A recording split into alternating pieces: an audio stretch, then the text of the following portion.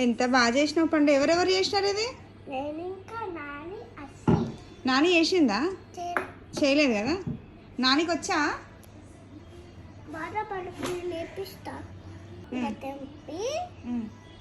అప్పుడు ఇలా చేయాలి. అవునా? కలిపి కలిపి కలిపి కలిపి అప్పుడు మిక్సీ పట్టాలి. చూడు బాగా చేసాను తల్లి. చూడు ఇలా తంపేయాలి. ఏం కర్రీ పండు అది? బీరకాయ బీరకాయ కర్రీ కాదురా అలసందకాయను. అలసంతకాయ. అలసందకాయ మంచిగా చెప్పు. అలసంతకాయ చెప్పు. అలసంతకాయ.